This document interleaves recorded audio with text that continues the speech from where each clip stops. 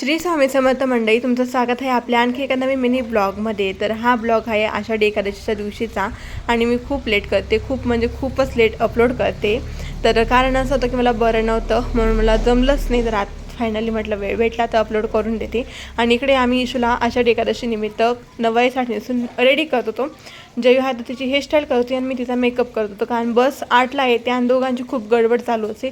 सकाळी सगळ्यांचा चहा वगैरे चालतो, परत रेवा उठून जाते, म्हणून दोघांनी मिळून केला. आणि असा झाला आमच्या या हिरोईनचा मेकअप. आमची रुक्मिणी रेडी झाली, बघू शकता तुम्ही किती छान दिसते ती. आणि म्हणजे हे ब्लाऊज पण जयूने आषाढी एकादशीच्या आदल्या दिवशी स्टिच केलं होतं पूर्ण.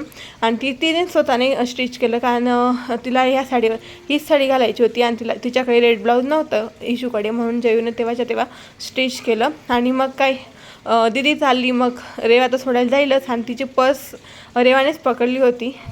मग दुपारी मॅडम छान अशा मस्तीच्या मूडमध्ये होत्या. तर असा होता हा आजचा छोटासा ब्लॉग. तर तुम्हाला कसा वाटला कमेंट करून नक्की सांगा, आणि इशू कसे दिसत होते ते पण कमेंट करून सांगा.